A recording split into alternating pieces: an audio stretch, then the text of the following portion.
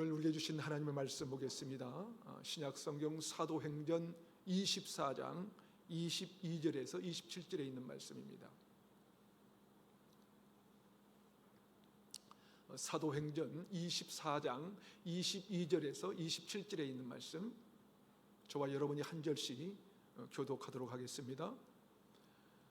벨릭스가 이 도에 관한 것을 더 자세히 아는 고로 연기하여 이르되, 천무장 루시아가 내려오거든 너희 이를 처결하리라 하고, 백부장에게 명하여 바울을 지키되 자유를 주고 그의 친구들이 그를 돌아보아 주는 것을 금하지 말라 하니라. 수일 후에 벨릭스가 그 아내 유대 여자 드루실라와 함께 와서 바울을 불러 그리스도 예수 믿는 도를 듣거늘, 바울이 의와 절제와 장차 오는 심판을 강론하니 벨릭스가 두려워하여 대답하되, 지금은 가라, 내가 틈이 있으면 너를 부리려 하고, 동시에 또 바울에게서 돈을 받을까 바라는 고로 더 자주 불러 같이 이야기하더라. 이 때가 지난 후 보로기와 베스도가 벨릭스의 소임을 이어받으니, 벨릭스가 유대인의 마음을 얻고자 하여 바울을 구류하여 두니라. 아멘. 많은 사람들이 교회를 다니면 놀라운 변화가 일어날 것이라고 생각합니다. 그런데 의외로 변화가 일어나지 않아서 자꾸 그것이 고민이 되고, 내가 진짜 구원받는 것은 맞는지 신앙의 슬럼프가 오기도 합니다. 그것이 단순한 슬럼프라면 좋을 텐데, 정말로 변화가 되지 않는 사람들이 있어요. 그렇게 변화가 되지 않는 사람들의 이야기를 쓴 책이 있는데요, 스티븐 아터번과 잭 펠튼이 쓴 예수를 믿어도 변화되지 않을 때라는 책입니다. 그 책에서 예수 믿어도 변화되지 않는 이유를 이렇게 정리하고 있습니다. 우리를 변화시킬 수 있는 예수님과의 관계가 아니라 규범 중심의 종교 생활에 길들여져 있기 때문이다. 교회에 다니는 사람들이 변화되는 것은 예수님과의 아름다운 관계를 맺게 되었을 때 변화하는데, 예수님과의 관계가 아니라 그냥 규범적인 종교 생활에 길들여져 있기 때문에 변화가 없다는 거예요. 그저 주일 되면 습관처럼 교회 가고 얼마간의 헌금도 하고 봉사도 하는데, 예수님과의 관계는 정상적으로 작동이 되지 않는 것이지요. 변화되지 않는다는 것은 사실 다른 사람이 아니라 스스로 볼 때, 그리고 가장 가까운 주변을 볼 때 그런 질문을 갖게 되지 않습니까? 어떤 사람은 훈련을 그렇게 많이 받아도 변화가 안 되는데, 어떤 사람은 설교 한 번 듣다가 완전히 인생이 변화된 사람이 있어요. 여러분, 성 어거스틴도 어머니 모니카가 그렇게 기도해도 변화되지 않았다가 로마서 한 구절의 인생이 완전히 바뀌게 되지 않았습니까? 바울도 다메섹 도상에서 예수님을 만나고 한순간에 엄청난 변화를 경험하게 됩니다. 순간에 인생이 바뀐 것이죠. 다메섹 도상의 이전의 바울과 이후의 바울은 완전히 다르지 않습니까? 그런데 왜 우리에게는 그런 변화가 일어나지 않는 것일까요? 오늘 본문에도 전혀 변화가 없는 한 사람을 소개하고 있습니다. 그 사람이 바로 벨릭스입니다. 사도 바울의 재판을 맡았던 사람이죠. 이 사람은 왜 변화되지 않았을까요? 오늘 본문은 벨릭스의 모습을 이렇게 소개하고 있습니다. 본문 24절입니다. 24절 함께 읽겠습니다. 시작. 수일 후에 벨릭스가 그 아내 유대 여자 드루실라와 함께 와서 바울을 불러 그리스도 예수 믿는 도를 듣거늘. 벨릭스가 뭘 들었다고요? 예수를 믿는 도를 들었어요. 다시 말해서 복음을 들었다는 거예요. 그것도 바울이 전하려고 해서 듣는 것이 아니라 벨릭스가 바울을 불러서 아내와 함께 복음을 들었다는 거예요. 여러분, 놀랍지 않습니까? 그런데 전혀 변화는 일어나지 않았어요. 왜 복음을 들었는데도 변화는 일어나지 않는 것일까요? 복음에 대해서 이해가 잘 안 됐을까요? 아니요. 오늘 본문 22절 앞부분은 이런 정보를 주고 있는데요. 22절 상반절만 읽어보겠습니다. 시작. 벨릭스가 이 도에 관한 것을 더 자세히 아는 거로. 벨릭스가 뭘 자세히 안다고 말합니까 지금? 이 도. 다시 말해서 복음에 대해서 더 자세히 알고 있었다는 거예요. 다시 말해서 사도 바울에게 복음을 듣기 전에도 이미 벨릭스라는 사람은 복음에 대해서 자세히 알고 있었다는 거예요. 그런데 아는 것과 믿는 것은 달랐습니다. 오늘날에도 많은 사람들이 교회를 다니면서 예배를 드리고 훈련도 받고 큐티를 내도 여전히 삶의 변화가 일어나지 않는 사람들이 얼마나 많은지 모릅니다. 그렇다면 왜 교회를 다녀도 변화가 일어나지 않는 것일까요? 이유는 첫 번째로 결단을 미루는 습관 때문입니다. 오늘 보면 25절을 함께 읽어보겠습니다. 25절 시작. 바울이 의와 절제와 장차 오는 심판을 강론하니 벨릭스가 두려워하여 대답하되 지금은 가라. 내가 틈이 있으면 너를 부르리라 하고. 무슨 말입니까? 벨릭스는 바울의 설교를 들으면서 마음에 감동이 있었습니다. 두려운 마음도 생겼어요. 그럼에도 불구하고 결단하지 않았어요. 그래서 지금은 아니고 나중에 틈이 있으면 다시 보자고 한 거예요. 미루고 있는 것이죠. 왜 이렇게 미루게 된 것일까요? 미루는 것이 그의 습관이라는 것을 알 수 있습니다. 본문 22절에 보면 이렇게 기록합니다. 벨릭스가 이 도에 관한 것을 더 자세히 아는 거로 연기하여 이르되. 뭘 했다고요? 연기했다는 거예요. 벨릭스는 미루는 것이 습관이었어요. 벨릭스는 이미 복음에 대해서 자세히 알고 있었고 더욱이 바울을 불러 자주 복음을 들으면서도 변화되지 않았습니다. 왜냐하면 그가 계속해서 미루는 습관을 가지고 있었기 때문입니다. 그런데 이 미루는 것이 사실은 사람이 하는 것 같지만 C.S. 루이스가 쓴 스크루 테이프 편지라는 이 사탄의 전략을 잘 기술해 놓은 책에 보면 사탄이 예수님을 믿지 못하도록 만드는 가장 치명적인 무기가 뭐냐면요, 바로 미루는 습관이라고 얘기합니다. 오늘 또 우리가 말씀을 듣고 각자마다 깨닫는 바가 있을 거예요. 그런데 말씀을 듣고 아는 것에 그치면 변화는 일어나지 않습니다. 다시 말해서 말씀만 듣기만 하면, 결단하지 않으면 변화되지 않는다는 거예요. 왜냐하면 변화는 머리로 안다고 해서 변화가 오는 것이 아니고 감정적으로 감동을 받았다고 해서 변화가 오는 것이 아니거든요. 지식과 감정 속에서 깨닫게 된 것을 행하고자 의지적으로 결단할 때 우리 인생이 변화를 경험하게 되는 것입니다. 그렇게 의지적인 결단을 하도록 이끄시는 분이 성령 하나님이고요. 결단하지 못하도록 하는 것이 사탄이라는 거예요. 오늘 본문에 벨릭스는 복음이 주는 영생의 선물을 누구보다도 자세히 잘 알고 있었어요. 그럼에도 불구하고 변화되지 못한 것은 그가 결단하지 못했기 때문이라는 것입니다. 여러분, 결단하지 않는다는 것은 다른 말로 바꾸면 적용하지 않는다는 거예요. 그래서 말씀을 아무리 많이 보고 큐티를 많이 해도 그것을 삶에 적용하지 않으면 변화는 경험하지 못한다는 것이죠. 사랑하는 여러분, 적용은 말씀을 따라 살도록 하는 순종의 훈련입니다.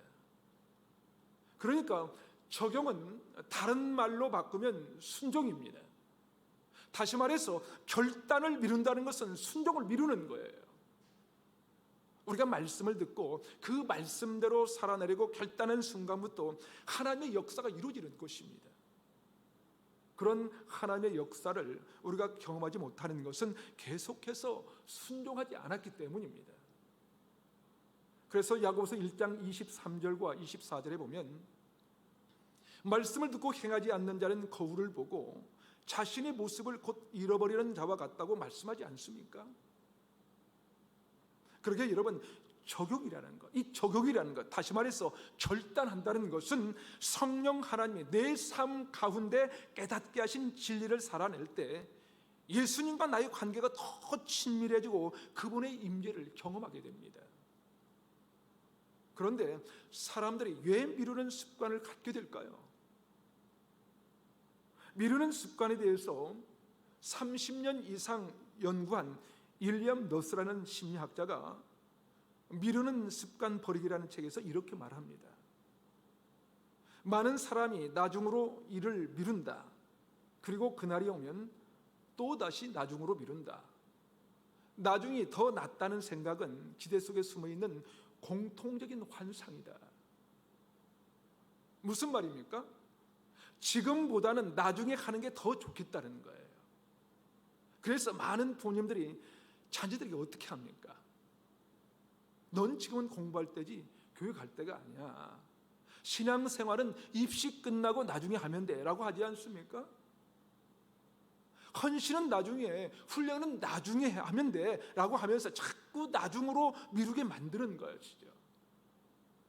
그러게 우리가 교회를 다녀도 변화되지 않는 것은 말씀을 들어도 미루는 습관이 몸에 배어 있기 때문입니다. 다시 말해서 말씀을 삶에 적용하지 못하고 순종하지 않기 때문입니다. 사랑하는 여러분, 혹시 미루는 습관 갖고 있지 않습니까? 오늘 설교를 들으면서 바로 결단해야 되는데 결단하지 않고 고개만 끄덕이다가 그냥 돌아가지는 않으십니까? 어떤 분들은 그래요. 말씀을 들으면서도 결단을 계속 미루는 거예요. 그러면서 예배를 통해서 변화되지 않는다고 말합니다. 설교 한 번 듣는다고 변화되지 않는다는 거예요. 그것은 예배를 통해서 변화되지 않는 것이 아니라 결단을 지속적으로 미루고 있기 때문에 아무리 예배를 드리고 말씀을 들어도 심지어 훈련을 받는다고 해도 그 사람이 영적인 변화나 내면의 변화가 일어나지 않는 것입니다. 사랑하는 여러분, 오늘 또 말씀 앞에서 결단하기를 미루지 않는 저와 여러분이 되시기를 주님의 이름으로 축원합니다. 한 걸음 더 나아가서 왜 우리는 변화되지 못하는 것일까요? 두 번째 이유는 말씀에 반응하는 양심의 소리를 무시하기 때문입니다. 오늘 본문의 벨릭스가 그랬습니다. 본문 24절을 다 같이 한번 읽어보겠습니다. 시작. 수일 후에 벨릭스가 그 안에 유대 여자 드루실라와 함께 와서 바울을 불러 그리스도 예수 믿는 도를 듣거늘. 벨릭스가 뭘 들었다고요? 그리스도 예수 믿는 도를 들었습니다. 그리스도 예수 믿는 도를 들었어요. 복음을 들었다는 거예요. 그러면 어떻게 할까요? 결단해야 되죠. 그런데 벨릭스는 계속해서 결단을 미뤘습니다. 여러분, 연기하고 미루면 잊혀지게 되어 있어요. 말씀대로 바로 적용하지 않으면 잊혀지는 거예요. 그냥 그렇게 잊고 살았어요. 그런데 바울을 불러서 또 들었어요. 말씀을 들었는데 벨릭스가 두려워졌어요. 왜 그렇습니까? 25절에 보면 바울이 의와 절제와 장차오는 심판을 강론했거든요. 여러분, 복음은요, 구원을 말하기 전에 심판에 대해서 얘기합니다. 죄에 대해서 말씀합니다. 그래서 로마서 6장 23절에 죄의 삭은 사망이요, 히브리서 9장 27절에도 한 번 죽는 것은 사람에게 정해진 것이요 그 후에는 심판이 있으리니 라고 말씀합니다. 여러분, 벨릭스는 노예 출신에서 로마 총독의 자리에 오른 사람이에요. 그러니 얼마나 권모술수에 능한 사람이었겠어요. 그래서 벨릭스는 의나 절제와는 거리가 먼 사람이었죠. 오히려 가장 포악한 사람이었어요. 그런 사람에게 의와 절제와 심판에 대해서 바울이 말씀을 전한 거예요. 여러분, 구원은요, 사실 죄에 대해서 철저한 자각이나 깨달음이 없이는 있을 수 없는 것입니다. 그러니까 예수 믿으면 천국 간다고만 전해서는 진정한 구원에 이를 수 없다는 거예요. 우리가 죄로 말미암아 멸망에 이를 수밖에 없고 영원한 지옥에 갈 수밖에 없다는 철저한 심판에 대한 메시지 가운데 이 땅에 소망이 없음을 깨닫게 되었을 때, 예수 그리스도께서 십자가에서 죽으시고 사흘 만에 부활하셨다는 것을 전하는 것이 바로 바른 복음이 되는 것입니다.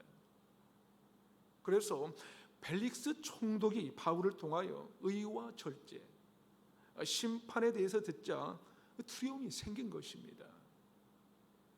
그러면 믿음으로 십자가 앞에 나가면 되는 것이죠. 왜냐하면 믿음은 두려움을 내어 쫓기 때문에 그렇습니다. 그런데 벨릭스는 그것을 쫓아내지 못하고 두려움 속에 있었어요. 그래서 다음으로 미루고 연기하고 그랬던 것입니다. 무슨 말입니까? 벨릭스 총독은 바울이 전하는 복음을 듣고 양심의 소리가 들렸는데 두려운 나머지 그것을 무시해버렸거든요. 왜 두려웠을까요?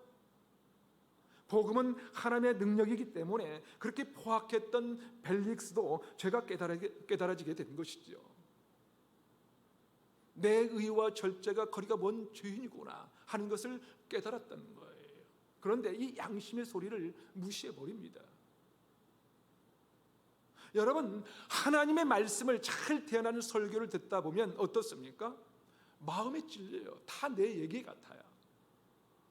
그래서 종종 성도들이 하시는 말씀이, 목사님 혹시 제 얘기를 알고 아시나요? 그런 분들이 있습니다. 심지어 어떤 분들은 목사님이 꼭 자기 얘기하는 것 같아서 듣기가 힘들다고 말하기도 합니다. 예전에 같이 사역했던 목사님은 자기한테 표적 설교를 한다고 하더라고요. 그러면서 저에게 공격했던 적이 있어요. 하나님의 말씀은 죄 가운데 있는 우리를 불편하게 만드는 게 사실입니다. 그래서 우리는 하나님 말씀 앞에 서면 다 찔리게 되어 있는 것이죠. 오늘 벨릭스 총독도 바울의 강론을 듣고 마음이 찔렸어요. 그러나 벨릭스는 그 양심의 소리를 무시해버렸어요. 역사학자 타키투스는 벨릭스 총독에 대해서 이렇게 말합니다. 벨릭스는 노예의 심성을 가지고 왕의 권력을 행사했다. 이런 사람이 양심에 찔리면 엄청나겠죠. 그렇죠? 견디기 힘들었을 거예요. 하나님의 말씀을 전하는 것, 다시 말해서 설교는요, 성도를 불편하게 만드는 과정을 하지 않는다면 그것은 숨긴 거예요. 어쩌면 반쪽짜리 복음을 전하는 거예요. 그러게 사랑하는 여러분, 말씀 앞에 서면 항상 자신의 모습을 보게 되는 것입니다. 그것이 축복인 것을 믿으시기 바랍니다. 그런데 벨릭스가 결단을 미루게 된 것은 양심의 소리를 무시했기 때문입니다. 미룬다는 것, 다시 말해서 적용하지 못하고 순종하지 못한다는 것은 내 결단의 문제가 아니라 양심의 소리를 계속해서 무시하는 것입니다. 그러면 우리 양심은 어떻게 될까요? 무뎌집니다. 그렇게 무뎌진 양심은 아무리 하나님께서 심판의 칼을 턱 밑에 들이댄다 해도 반응하지 않습니다. 그래서 목회자인 저를 비롯해서 말씀을 가까이 하는 사람일수록 무뎌지기가 쉽다는 것을 알아야 합니다. 그러므로 늘 무뎌지지 않도록 말씀을 듣고 깨닫는 대로 미루지 말고 결단해야 합니다. 즉시 삶에 적용하며 순종하는 삶을 살아야 된다는 것입니다. 그래서 말씀을 듣고 나서는 반드시 기도의 시간이 필요한 것입니다. 기도할 때 그 말씀이 내 안으로 적용할 수 있도록 내 마음을 일깨워주기 때문입니다.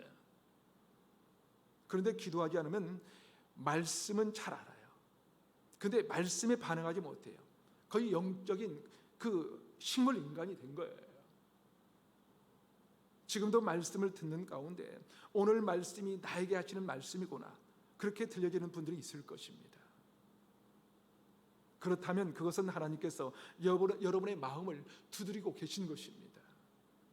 물론 어떤 분들은 아무리 설교가 진행되어도 마음에 조금도 변화가 없이 그냥 양심이 묻어진 사람들이 있습니다.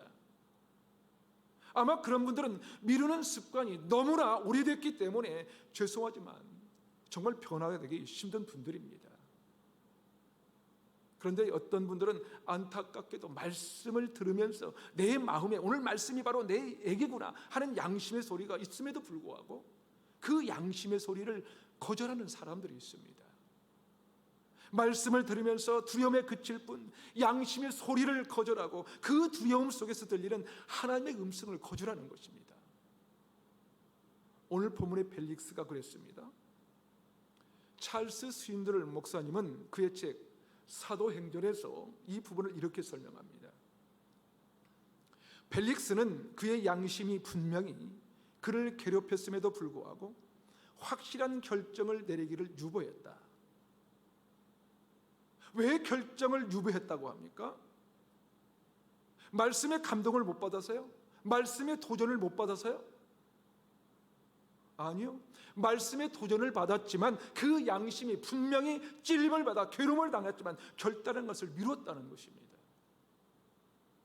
윌리엄 너스라는 분이 미루는 습관 버리기라는 책에서 우리가 미루게 되는 이유를 이렇게 말합니다. 사람들은 가진 이유를 대며 할 일을 미룬다. 미루면 미룰수록 어마어마한 대가를 치르게 될 수도 있다는 사실을 관가한 채 그저 원치 않는 일을 하는 과정에서 느끼는 불편함에서 탈피하고 싶어한다. 무슨 말입니까, 여러분? 사람마다 욕심이 있기 때문에 육체의 소욕대로 살기를 원해요. 다시 말해서 성령이 원하시는 대로 순종하고 결단해야 하는데 그러려면 여러 가지를 정리해야 되고 포기한 것들이 있거든요. 그래서 그것을 회피하면서 더 엄청난 대가가 오는 것을 그냥 놔둔다는 거예요. 벨릭스는 그 자리를 탈피하고 싶었습니다. 바울이 전하는 리얼한 이 복음 앞에서 탈피하고 싶었던 것이죠. 사랑하는 여러분, 벨릭스는 안타깝게도 진리의 말씀 가운데 영원 구원받아 놀라운 축복의 삶을 살아갈 수 있는 기회를 얻었는데 불편해서 양심의 소리를 거절하고 그것을 미룬 채 그 자리를 탈피합니다. 영원한 심판의 자리, 더 어마어마한 심판의 자리를 피할 수 없는 그런 안타깝고 이 불쌍한 이 인생으로 전락하고 만 것입니다. 사랑하는 여러분, 하나님의 말씀은 살았고 운동력이 있어서 들려지는 순간 우리의 양심의 소리를 합니다. 오늘 또 우리에게 주시는 말씀 속에 양심에 들리는 주님의 음성이었습니까? 그렇다면 미루지 마시고 바로 오늘 결단하십시오. 지금 이 시간 하나님 앞에서 결단함으로 놀라운 변화를 경험하는 은혜가 있기를 주님의 이름으로 축원합니다. 마지막으로 왜 예수를 믿어도 우리는 변화되지 않는 것일까요? 세 번째 이유는 세속적인 가치를 버리지 않기 때문입니다. 여러분, 왜 펠릭스가 변화되지 않는 것일까요? 사실 펠릭스가 복음에 대해서 잘 알고 있었고 정말 누구보다도 진리의 말씀을 여러 번 바울에게 들었습니다. 자신의 아내인 유대 여자 드루실라가 성경에 관심이 많아서 펠릭스도 성경에 관심을 가지고 성경 공부를 많이 했어요. 그러면서 두려움도 느꼈고 양심의 소리도 들렸는데요. 그런데 왜 펠릭스는 양심이 들려오는 하나님의 음성을 거절했을까요? 26절을 다시 한번 읽어보겠습니다. 시작. 동시에 또 바울에게서 돈을 받을까 바라는 거로 더 자주 불러 같이 이야기하더라. 펠릭스가 바울을 왜 더 자주 불렀다고 합니까? 왜 불렀어요? 돈을 받을까 바라는 거로. 펠릭스에게 최고의 가치는 돈이었어요. 펠릭스가 변화되지 못했던 결정적인 원인은 그 마음 가운데 이 돈이라는 이 세속적인 가치를 버릴 수 없었기 때문입니다. 그렇다면 여러분, 우리는 어떻습니까?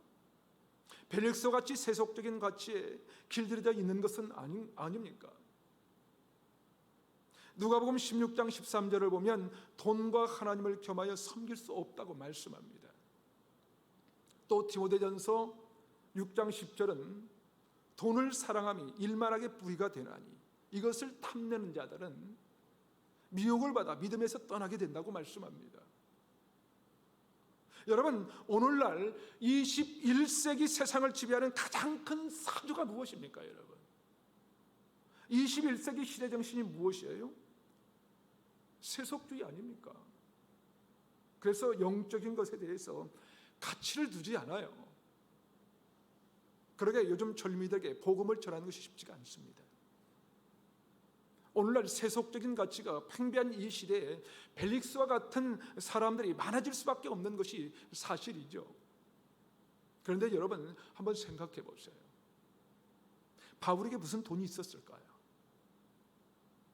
전도하느라 자신을 돌보지 않았던 바울, 아주 초라한 행색을 가진 바울에게 무슨 돈이 있었을까요?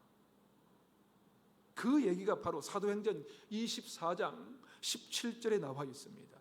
사도행전 24장 17절을 함께 같이 읽어보겠습니다. 시작. 여러 해 만에 내가 내 민족을 구제할 것과 재물을 가지고 와서, 여러분, 이게 바울이 벨릭스 앞에서 변호하면서 한 얘기인데요, 그 내용에 바울이 뭐라고 말합니까? 지금 내가 내 민족을 구제할 것과 재물을 가지고 왔다는 거예요. 바로 그 재물 이라는 말이 벨릭스의 귀가 쫑긋 세워지는 것이죠. 그래서 벨릭스는 바울을 자주 불러서 이야기를 하기 시작했습니다. 바울은 벨릭스에게 복음을 전하기 원하는데 벨릭스는 계속해서 언제 바울이 돈을 뇌물로 바쳐서 나 좀 풀어주세요 라고 말할까 생각한 것이죠. 저는 말씀을 묵상하면서 벨릭스가 정말 안타깝게만 보였습니다. 그런데 하나님께서 저에게 주시는 음성이 있었습니다. 그렇다면 한 목사 너는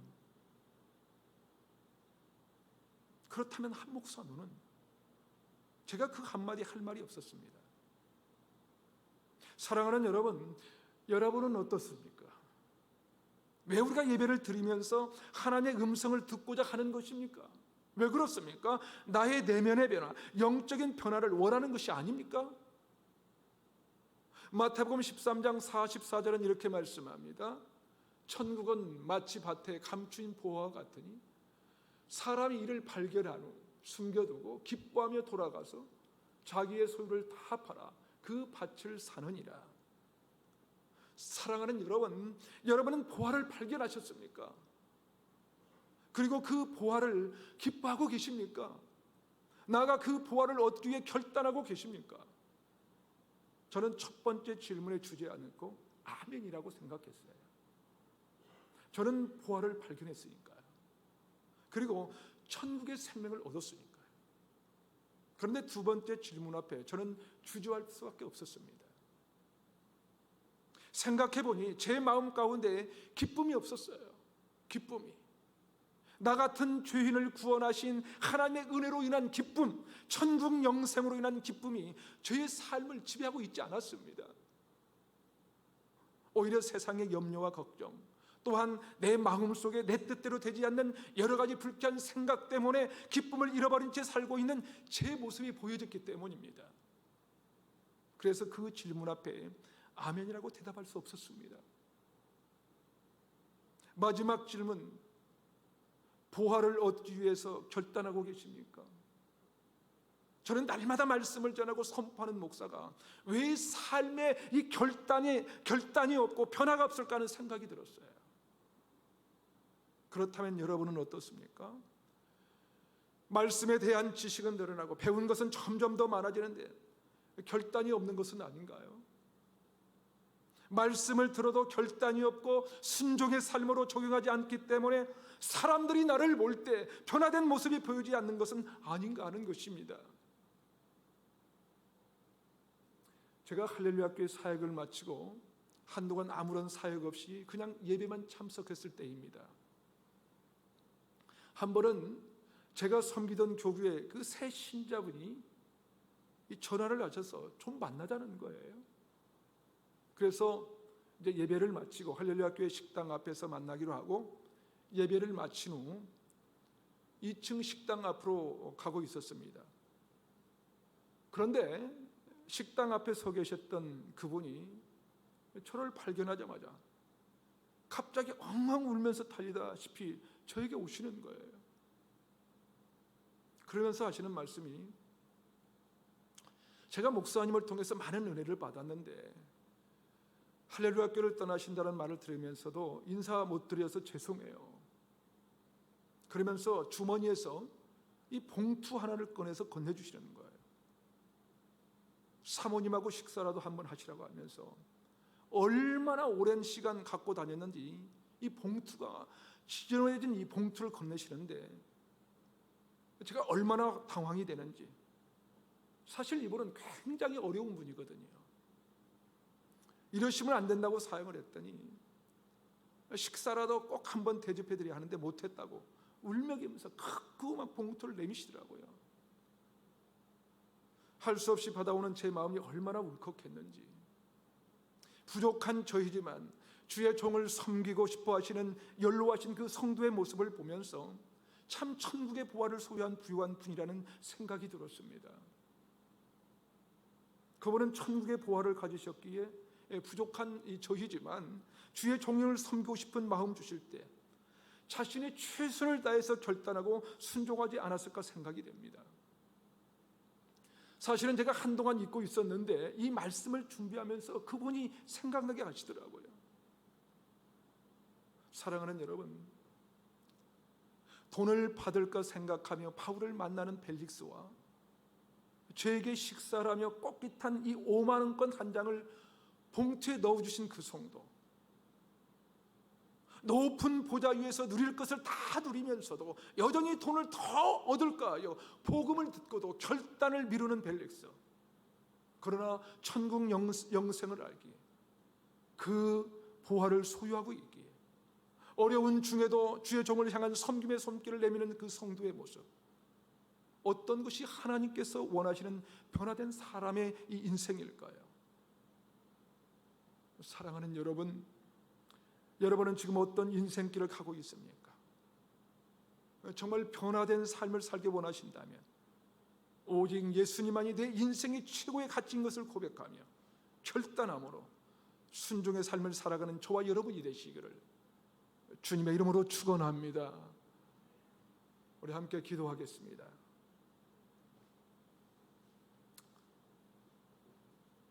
사랑하는 여러분, 말씀을 아는 것과 믿는 것은 다른 것입니다. 그렇게 간절히 바라며 기도하는 것은 우리가 말씀을 아는 것뿐만 아니라 확신을 가지고 믿음으로 결단하며 삶에 적용하고 순종하는 삶을 살기 원합니다. 오늘 또 여러분에게 들려주신 하나님의 음성은 무엇입니까? 혹시라도 미루지 마시고 말씀에 즉각 반응하며 결단하고 순종하도록 성령 하나님 강권적으로 붙들어 주시옵소서. 하나님 아버지, 우리가 세속적인 가치관이 아니라 천국의 보화를 가진 부유한 자로 살아가기 결단합니다. 우리가 고백하고 선포하며 다 같이 한번 주신 말씀 새기면서 하나님 앞에 함께 기도하도록 하겠습니다. 함께 기도합시다. 하나님 아버지, 우리가 말씀을 하는 것뿐만 아니라 확신을 가지고 믿음으로 결단하며 삶에 적용하고 순종하는 삶을 살기를 원합니다. 하나님 아버지, 우리에게 들려주신 하나님의 음성은 무엇인지 늘 깨닫게 도와주시고 혹시라도 하나님의 음성을 듣고서 미루지 말게 하시고 말씀에 즉각 반응하며 결단하고 순종하도록 성령 하나님 강권적으로 붙들어 주시고 인도해 주시옵기만을 기도하고 원합니다. 하나님 아버지, 우리가 세속적인 가치관이 아니라 천국의 보화를 가진 부유한 자로 살기를 결단합니다. 하나님 아버지, 도와주시옵소서. 결단하며 순종하는 믿음의 삶을 살아갈 수 있도록 우리를 이끌어 주시고 인도하여 주시옵소서. 말씀에 반응하는 양심의 소리를 무시하지 않게 하여 주시고 세상의 가치관을 버리고 천국 보화를 가진 부유한 자의 삶을 마음껏 풍성하게 누리며 살아갈 수 있도록 우리를 인도하여 주시옵소서. 오 주님, 감사합니다. 주시옵소서. 말씀하시는 하나님 아버지, 오늘 또 우리에게 말씀하시고 주의 음성 들려주시니 감사합니다. 하나님의 말씀은 살았고 운동력이 있어서 우리의 혼과 영과 및 관절과 골수를 찔러 쪼개기까지 하며 우리의 마음과 생각과 뜻을 감찰한다고 하셨는데, 오늘 또 각 사람에게 들려주시는 주의 음성이 있는 줄 압니다. 그것이 무엇이든지 즉각 결단하며 미루는 습관을 버리게 하옵소서. 각자의 삶에 적용하고 순종하며 편화된 그리스도의 삶을 살도록 우리를 이끄시고 인도해 주시옵소서.